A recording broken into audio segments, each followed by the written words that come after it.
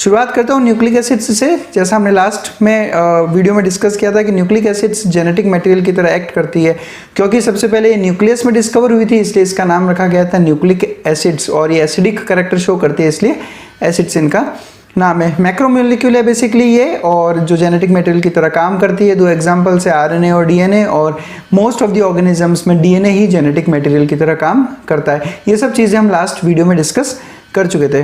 तो शुरुआत करते हैं हम लोग स्ट्रक्चर ऑफ न्यूक्लिक एसिड। देखिए यहाँ पर हम लोग आज बहुत सारे टर्म्स एक साथ सीखेंगे बायोलॉजी के, और ये सारे के सारे टर्म्स हमने एनसीईआरटी से लिए हैं। तो आप ध्यान से सुनिएगा जो मैं आज आपको यहाँ पर एक्सप्लेन कर रहा हूँ, एक एक सिंगल टर्म आपके लिए इंपॉर्टेंट है। देखो न्यूक्लिक एसिड्स जो पॉलीमर है उसको बनाने के लिए हमको कुछ केमिकल मॉलिक्यूल्स की बात करूंगा यहाँ पे। तो शुरुआत करते हैं।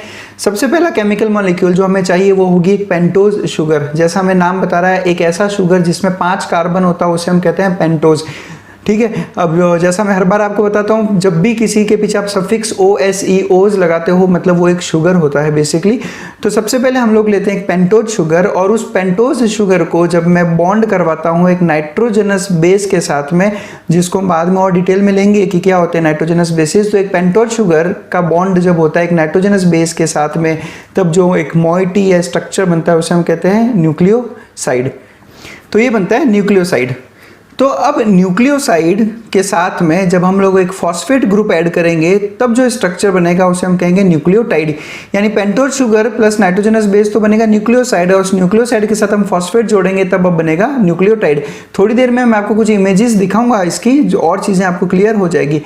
अब न्यूक्लियोटाइड का जब मैं पॉलीमराइजेशन कराऊंगा, यानी कि बहुत सारे न्यूक्लियोटाइड्स को आपस में ऐड कर दूंगा, तब बनेंगे पॉलीन्यूक्लियोटाइड्स। यानी कि एक पॉलीमराइजेशन रिएक्शन हो गई, मोनोमर से हम बना रहे हैं पॉलीमर्स, तो क्या बन जाएंगे पॉलीन्यूक्लियोटाइड्स। और अब पॉलीन्यूक्लियोटाइड की जब अपन बहुत लंबी चेन बनाते हैं तब जो स्ट्रक्चर बन के आता है उसे हम कहते हैं न्यूक्लिक एसिड। यानी pentose sugar, nitrogenous base, nucleoside, उसमें फॉस्फेट जोड़ा तो न्यूक्लियोटाइड, न्यूक्लियोटाइड का पॉलीमराइजेशन करवाया तो पॉलीन्यूक्लियोटाइड्स, और पॉलीन्यूक्लियोटाइड्स का एक लंबा चेन मिलकर बनता है न्यूक्लिक एसिड। तो ऐसा स्ट्रक्चर होता है। अब देखो पेंटोज शुगर जो न्यूक्लिक एसिड्स में यूज होती है वो 2 टाइप की होती है। एक होती है राइबोज शुगर और एक होती है डीऑक्सीराइबोज शुगर। मैं पहले केस लूंगा राइबोज शुगर का, ठीक है। इनके स्ट्रक्चर्स वगैरह भी हम थोड़ी देर में देखेंगे। देखो राइबोज शुगर को जब मैं नाइट्रोजनस बेस के साथ में ऐड करवाता हूं तब उससे जो स्ट्रक्चर बनता है उसे मैं कहता हूं राइबोन्यूक्लियोसाइड। समझने का ट्राई करें, टर्म्स अलग अलग हैं लेकिन मीनिंग एक ही है। अगर मैं नॉर्मल केवल जनरल बात बोलूं कि पेंटोज शुगर और नाइट्रोजनस बेस का रिएक्शन, तो मैं बोलूंगा न्यूक्लियोसाइड का फॉर्मेशन। लेकिन अगर मैं स्पेसिफिकली बोलूं कि पेंटोज शुगर कौन सा है, राइबोज, तब जो बनेगा वो होगा राइबोन्यूक्लियोसाइड। अब ये राइबोन्यूक्लियोसाइड के साथ जब फॉस्फेट बॉन्ड करेंगे तो बनेगा राइबोन्यूक्लियोटाइड। सब वर्ड के आगे हम क्या लगा रहे हैं, राइबो, क्योंकि हम लोग शुगर कौन सा ले रहे हैं, राइबोज। अब जब आप राइबोन्यूक्लियोटाइड का पॉलीमराइजेशन करोगे तब बनेगा पॉलीराइबोन्यूक्लियोटाइड्स, और पॉलीराइबोन्यूक्लियोटाइड्स की एक लंबी चेन जो न्यूक्लिक एसिड बनाता है उसका नाम है राइबोन्यूक्लिक एसिड। ऊपर की तरफ क्या बना रहे थे हम जनरल वे में न्यूक्लिक एसिड, यहाँ पर राइबोज शुगर ले ली तो क्या बना दिया राइबोन्यूक्लिक एसिड, जो कि आरएनए का फुल फॉर्म होता है। तो इसलिए हम इसे राइबोन्यूक्लिक एसिड कहते हैं। सेकेंड टाइप का जो पेंटोज शुगर है उसे मैं कहता हूं डीऑक्सीराइबोज शुगर। अब जहां जहां पे आपने वर्ड यूज किया है राइबो, उसकी जगह हम वर्ड क्या यूज करेंगे, डीऑक्सीराइबो। तो डीऑक्सीराइबोज शुगर जब नाइट्रोजनस बेस के साथ मिलेगा तब राइबोन्यूक्लियोसाइड की जगह क्या बनाएगा, deoxyribo nucleoside. I hope you are getting this thing. Ribonucleoside की जगह डीऑक्सीराइबोन्यूक्लियोसाइड, क्योंकि शुगर राइबोज की जगह डीऑक्सीराइबोज यूज हुआ। अब इसमें जब फॉस्फेट ऐड करेंगे तो क्या बनेगा, डीऑक्सीराइबोन्यूक्लियोटाइड। अब जब ये डीऑक्सीराइबोन्यूक्लियोटाइड्स का पॉलीमराइजेशन करवाएंगे तब जो बनेगा वो होगा आपका डीऑक्सीराइबोपॉलीन्यूक्लियोटाइड्स। अब जब बहुत सारी डीऑक्सीराइबोपॉलीन्यूक्लियोटाइड्स की एक लंबी सी चेन बनेगी तब जो स्ट्रक्चर बन के आएगा that is called as deoxyribonucleic acid, यानी कि डीएनए। तो ये बेसिक जो डिफरेंस है आरएनए और डीएनए में वो है पेंटोज शुगर का, कि आरएनए में जो है राइबोज शुगर यूज होती है और डीएनए में डीऑक्सीराइबोज शुगर यूज होती है। चलिए आगे बढ़ते हैं हम लोग। सबसे पहले शुरुआत करते हैं पेंटोज शुगर से। देखो पेंटोज शुगर नाम है तो 5 कार्बन होंगे और जनरल फार्मूला भी हमें पता है, तो C5H10O5 ये पेंटोज शुगर का जनरल फार्मूला है। इनफैक्ट आप किसी भी मोनोसैकेराइड का जनरल फार्मूला होता है CnH2nOn, और n is number of carbon. तो यहाँ पे भी सेम फॉर्मूला अप्लाई करो तो C5H10O5 आंसर आता है।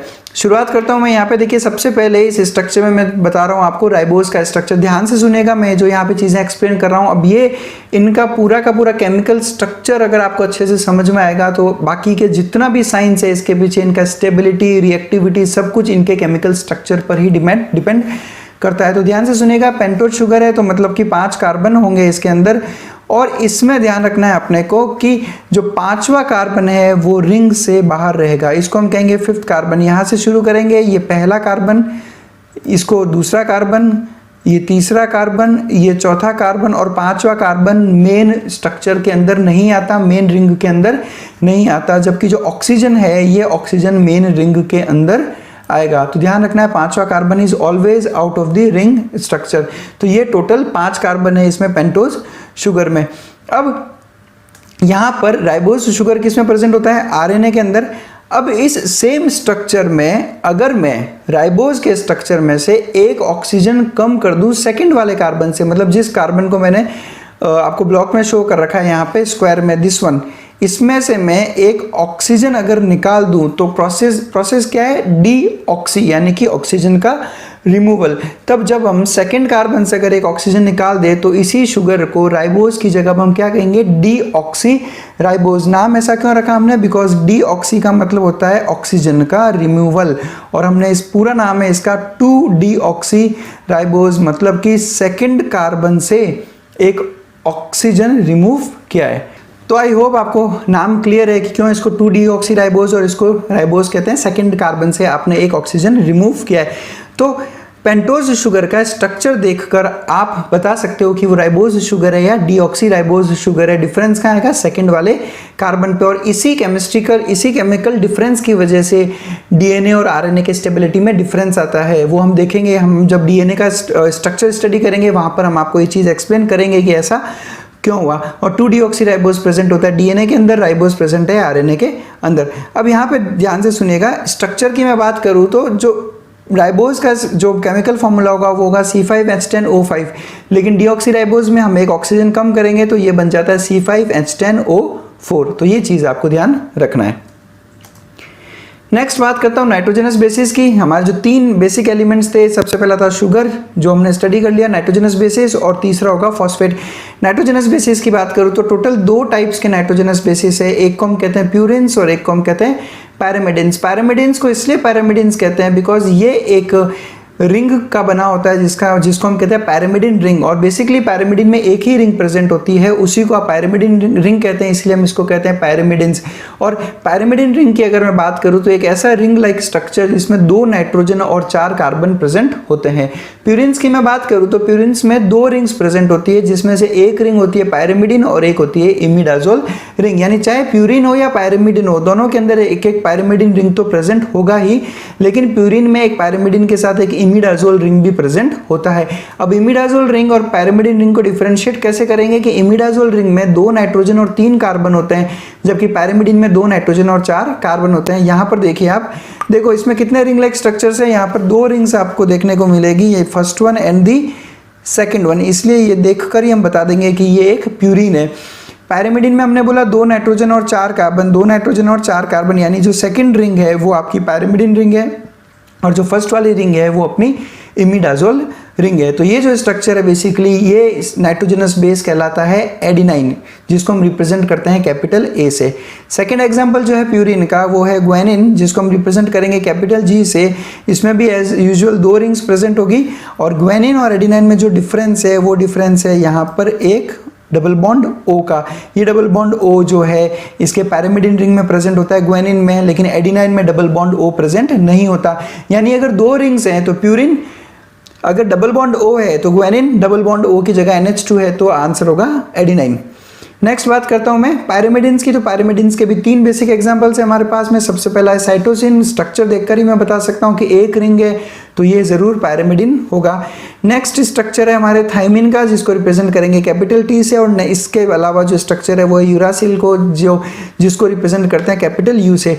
थाइमिन और यूरासिल को अगर मैं गौर से देखूं तो इसमें केवल और केवल डिफरेंस है 5th कार्बन पे मिथाइल ग्रुप का। ध्यान से देखो ये थाइमिन को, थाइमिन में 5th कार्बन पे मिथाइल ग्रुप प्रेजेंट है, जबकि यूरासिल में 5th कार्बन पे कोई भी ग्रुप प्रेजेंट नहीं है, कोई फंक्शनल ग्रुप यहाँ पर प्रेजेंट नहीं है। बाकी पूरा का पूरा स्ट्रक्चर थायमिन और यूरासिल का सेम रहता है। इसलिए मैं चाहूँ तो थायमिन को मैं कह सकता हूँ 5 मिथाइल यूरासिल, यानी यूरासिल के 5th कार्बन पे अगर मैं मिथाइल लगा दूँ तो क्या बन जाएगा, थायमिन। तो ये डिफरेंस होता है थायमिन और यूरासिल का। देखिए 5 मिथाइल यूरासिल ये नाम एग्जैक्ट एनसीईआरटी में दे रखा है, तो आपको ये चीज़ें ध्यान रखनी है। अब अगर मैं एक और डिफरेंस जानूँ आरएनए और डीएनए में, तो वो डिफरेंस है नाइट्रोजनस बेसिस का। देखो चाहे आरएनए हो या डीएनए हो, दोनों के अंदर 4 नाइट्रोजनस बेस प्रेजेंट होंगे, लेकिन इनमें डिफरेंस है कौन सा नाइट्रोजनस बेस प्रेजेंट है। डीएनए के अंदर प्रेजेंट है एटीजीसी यानी एडिनाइन थायमिन ग्वानिन और साइटोसिन, जबकि आरएनए में प्रेजेंट है एयूजीसी। डिफरेंस किसका है, केवल डिफरेंस और केवल है टी और यू का, यानी आरएनए के अंदर थायमिन की जगह क्या प्रेजेंट है, यूरासिल। यानी आरएनए में यूरासिल होता है, डीएनए में थायमिन होता है। तो ये दूसरा डिफरेंस है डीएनए और आरएनए के अंदर। ये चीज़ें आपको ध्यान रखनी है, क्योंकि जब हम डीएनए और आरएनए के स्ट्रक्चर्स की स्टडी करेंगे तब इससे रिलेटेड काफ़ी कंसेप्ट्स वहाँ पर और हमें पढ़ने को मिलेंगे। अब जो सबसे बड़ा सवाल ये आता है कि सर कैसे याद रखना है कि प्यूरिन्स का एग्जाम्पल क्या है और पैरामिडिन्स का एग्जाम्पल क्या है। तो इसको याद करने के लिए आपको एक सिंपल सा ये चीज़ याद करनी होगी, इट्स अ पग। पग किसे कहते हैं, पग एक ब्रीड है डॉग की, इसे आपने वोडाफोन के ऐड में बहुत देखा होगा। तो पग से आपको ये याद रह जाएगा। पग में ए का मतलब है एडिनाइन, पीयू का मतलब है प्यूरिन्स और जी का मतलब है ग्वेनिन। अब मैंने इसे सिंपली पी इसलिए नहीं लिखा क्योंकि प्यूरिन्स और पैरामिडिन्स दोनों पी से स्टार्ट होता है, तो मैं केवल पी लूंगा तो मैं हो सकता है कंफ्यूज हो जाऊं कि ये प्यूरिन्स है या पैरामिडिन्स है, इसलिए पी यू वर्ड यूज कर रहा हूं मैं, जिससे मुझे याद आ जाएगा कि ये प्यूरिन है। तो पग से आपको याद आ जाएगा कि प्यूरिन के 2 एग्जाम्पल्स है एडिनाइन और ग्वेनिन, यानी इसके अलावा जितनी भी नाइट्रोजनस स्पीसीज है वो सारी की सारी क्या होगी, पैरामिडिन्स। अब न्यूक्लियोटाइड का स्ट्रक्चर बनाते हैं हम लोग। देखिए यहाँ पे सबसे पहले ये स्ट्रक्चर देखो आप, ये स्ट्रक्चर क्या है तो ध्यान से देखें। अगर हमने ये स्ट्रक्चर याद किया था, अभी रिंग के अंदर ऑक्सीजन प्रेजेंट है, उसके अलावा 5 कार्बन है और 1 कार्बन बाहर की तरफ है, यानी ये एक शुगर है। अब ये राइबोज है या डीऑक्सी राइबोज है, कैसे पता किया मैंने, 2nd कार्बन पे देखा, 2nd कार्बन पे OH प्रेजेंट है, मतलब ये राइबोज है। OH नहीं होता, केवल H होता, तो मतलब ये डीऑक्सी राइबोज है। तो ये है हमारे सामने एक राइबोज शुगर। अब राइबोज शुगर में कार्बन नंबर 1 2 3 4 5 मैंने 5 कार्बन यहाँ पर लेबल कर दिया आपके लिए। अब ये स्ट्रक्चर क्या है, ये है एक नाइट्रोजनस बेस। अब इसको देख के बताओ ये प्यूरिन है या पैरामिडिन, तो क्योंकि एक रिंग प्रेजेंट है तो ये हो सकता है पैरामिडिन। अब मैं पैरामिडिन को जो एक नाइट्रोजनस बेस है उसका मैं बॉन्ड करवा रहा हूँ किसके साथ में, राइबोज शुगर। ध्यान रखने वाली ये बात है कि नाइट्रोजनस बेस जब भी किसी पेंटोज शुगर या राइबोज शुगर के साथ या डीऑक्सी राइबोज शुगर के साथ बॉन्ड करेगा तो हमेशा 1st कार्बन पर ही बॉन्ड करता है। देखो ये जो मैं स्ट्रक्चर्स अभी आपको बता रहा हूँ ये टिपिकल न्यूक्लियोटाइड का स्ट्रक्चर है, ये डीएनए आरएनए में अलग अलग नहीं होता। न्यूक्लियोटाइड चाहे आरएनए का ले लो या डीएनए का ले लो, हमेशा नाइट्रोजनस बेस और जो कुछ भी चीज़ मैं आपको यहाँ पे आगे सिखाने वाला हूँ ये सब कुछ सेम रहेगा। यानी पहले कार्बन पे ही पेंटोज शुगर के नाइट्रोजनस बेस ऐड होता है, उसके अलावा कहीं पे ये ऐड नहीं होता। अभी जो बॉन्ड बना है नाइट्रोजन का किसके साथ में, शुगर के साथ में। नाइट्रोजन क्यों बोला, क्योंकि यहाँ पर नाइट्रोजन प्रेजेंट होगा, ये जो रिंग है यहाँ पर ये नाइट्रोजन प्रेजेंट है। तो जो नाइट्रोजनस बेस का नाइट्रोजन है और पेंटोज शुगर का जो पहला कार्बन है उसके बीच में एक बॉन्ड बनता है जिसे हम कहते हैं एन ग्लाइकोसिडिक बॉन्ड या एन ग्लाइकोसाइडिक लिंकेज। ध्यान से सुनना, ऐसा नाम इसलिए लिखा क्योंकि शुगर में जो बॉन्ड्स प्रेजेंट होते हैं 2 शुगर में के बीच में, उनको हम कहते हैं ग्लाइकोसिडिक बॉन्ड, यानी शुगर हमेशा ग्लाइकोसिडिक बॉन्ड बनाता है। और बिकॉज यहाँ पर शुगर नाइट्रोजन के साथ में बॉन्ड बना रहा है इसलिए इस तरह के बॉन्ड का नाम रखा गया नाइट्रोजन ग्लाइकोसिडिक बॉन्ड, या फिर सिंपली हम इसे कहते हैं एन ग्लाइकोसिडिक बॉन्ड या लिंकेज, यानी कि नाइट्रोजनस बेस और शुगर के बीच का bond is an glycosidic linkage. अब नाइट्रोजनस बेस और राइबोज शुगर कंबाइन होकर क्या बनाएंगे, न्यूक्लियोसाइड। ठीक है, बिकॉज ये राइबोज शुगर है तो राइबो न्यूक्लियोसाइड, बाकी अदरवाइज डीऑक्सी राइबो न्यूक्लियोसाइड। अब जो तीसरा कंपोनेंट मैं लूंगा वो होगा फॉस्फेट, और ध्यान रखना है हमें फॉस्फेट हमेशा जो है जुड़ेगा 5th कार्बन के साथ में, यानी पहले कार्बन के साथ में नाइट्रोजनस बेस जोड़ेंगे और 5वें कार्बन के साथ में जुड़ेंगे फॉस्फेट। अब ये जो बॉन्ड बना है फॉस्फेट और CH2OH के साथ में, अब ये जो बेसिकली ये जब राइबोज शुगर का वापस से अगर आप स्ट्रक्चर देखोगे तो यहाँ पर CH2 की जगह क्या प्रेजेंट होता है, CH2OH।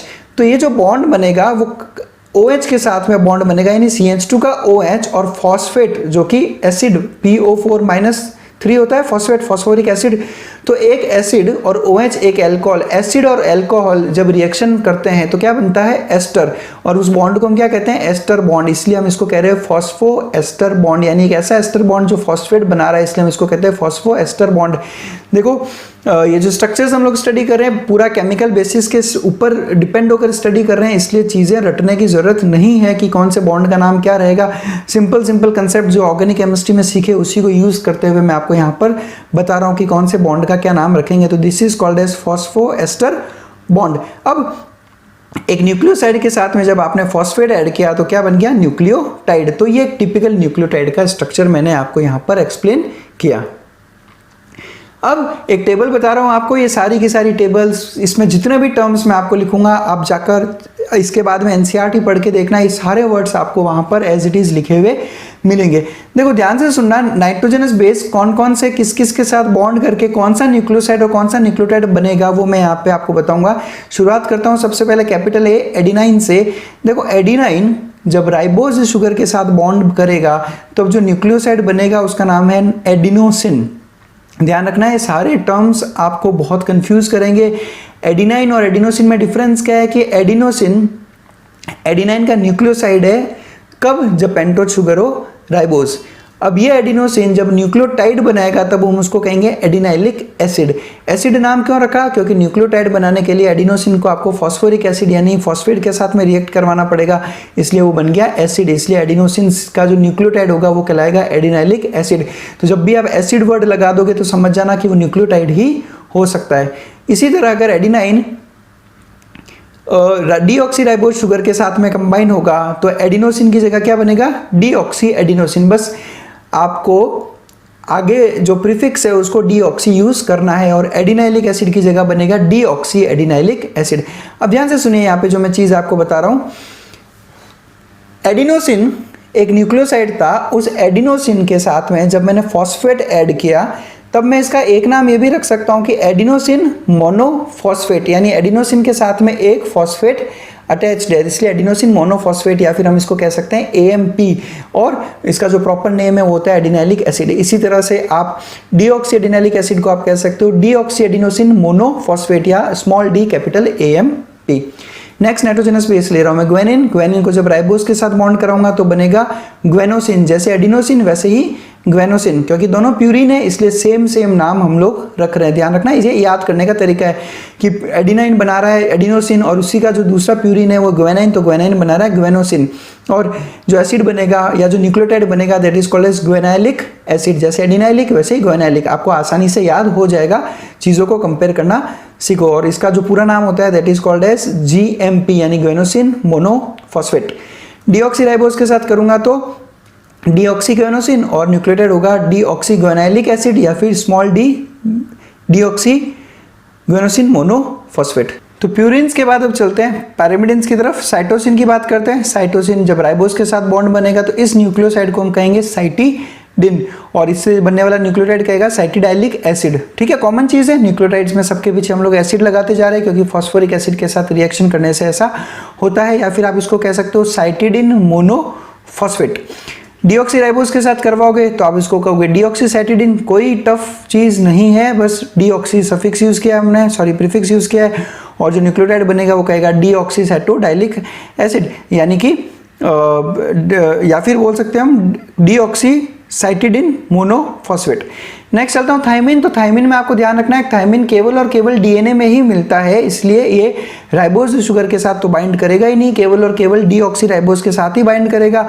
अब इसको हम बोलेंगे डीऑक्सीथाइमिडिन। क्या कहेंगे डीऑक्सीथाइमिडिन, और इसका जो न्यूक्लियोटाइड कहलाएगा वो कहलाएगा डीऑक्सीथाइमिडाइलिक एसिड या फिर डीऑक्सीथाइमिडिन मोनोफॉस्फेट।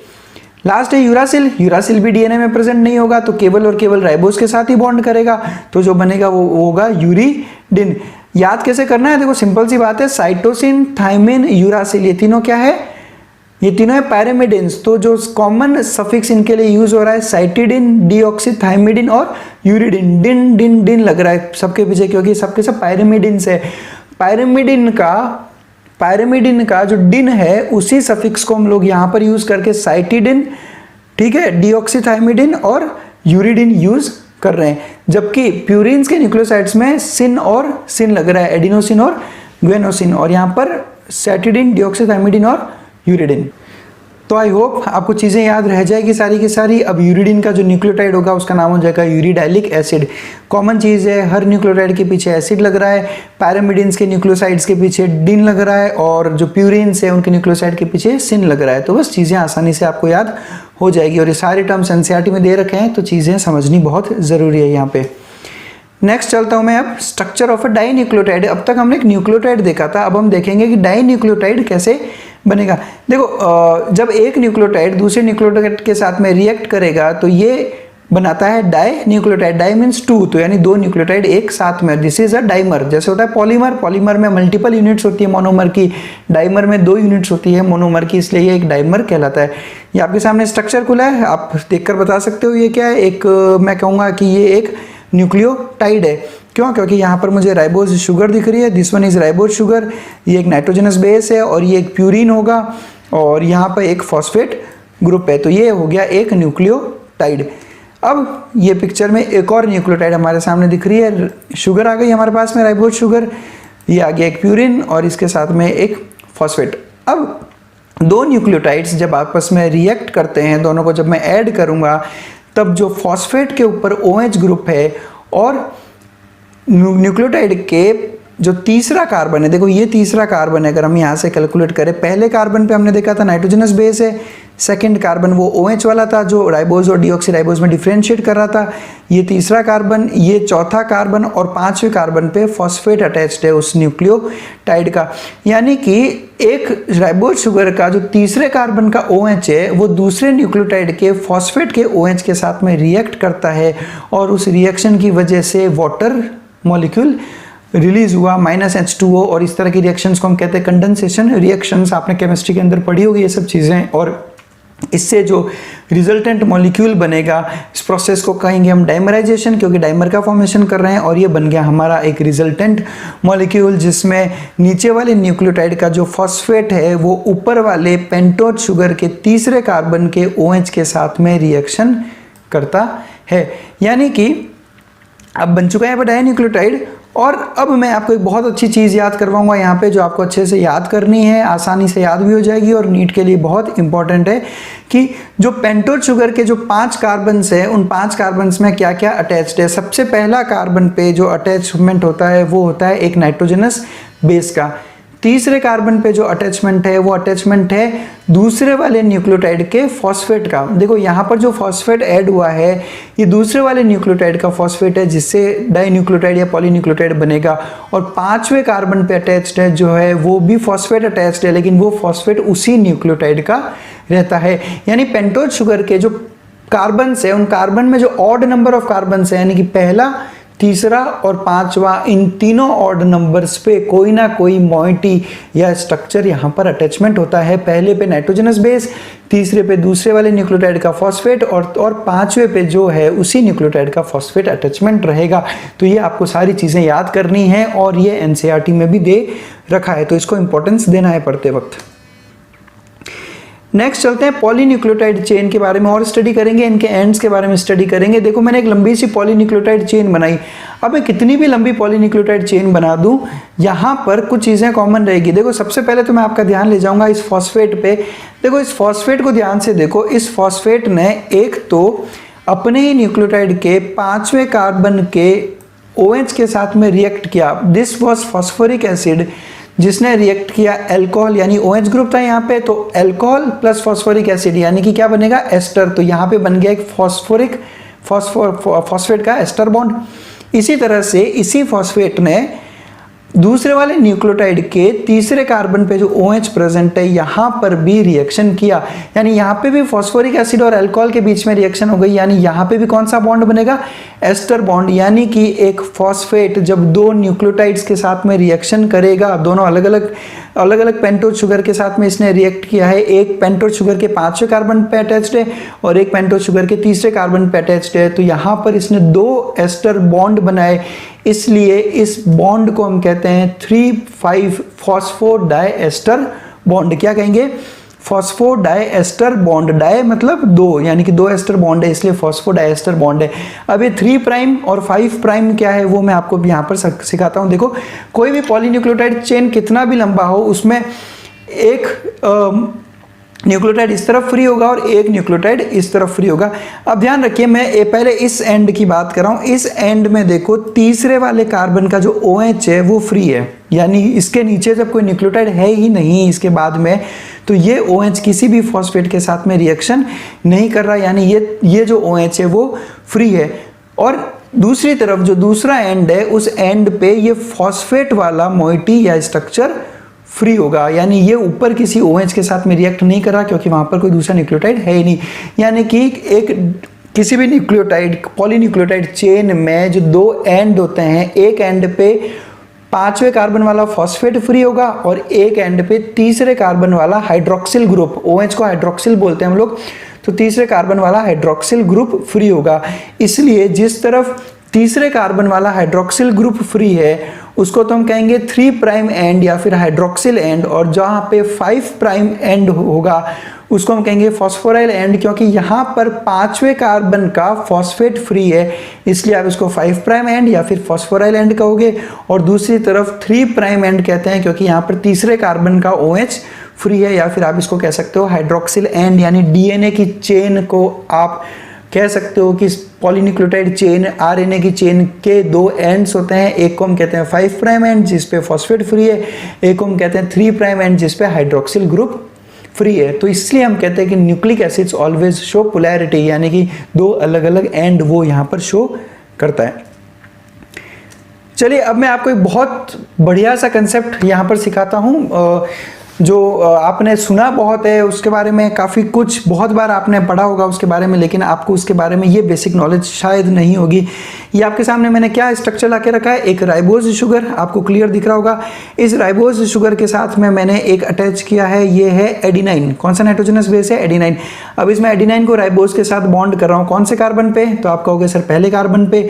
ये क्या बन गया? ये बन गया एक न्यूक्लियोसाइड, और इस न्यूक्लियोसाइड का नाम क्या होगा? इस न्यूक्लियोसाइड का नाम होगा एडिनोसिन, क्योंकि ये एडिनाइन का राइबोज के साथ बनने वाला न्यूक्लियोसाइड है, तो इसका नाम क्या हो गया? एडिनोसिन।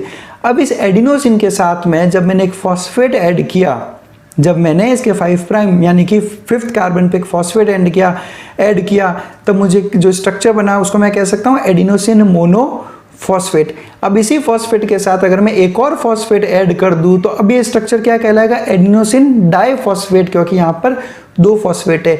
इसी तरह अगर मैं इसके साथ एक और फॉस्फेट ऐड कर दूं तो अब ये बन गया एडिनोसिन ट्राइफॉस्फेट, और ये नाम आपने बहुत बार सुना होगा ATP के फॉर्म में। ATP जो हम लोग बार बार बोलते रहते हैं कि energy currency of cell, energy currency of cell, photosynthesis, respiration, हर जगह हम ATP की बात करते रहते हैं। That ATP is actually a nucleotide.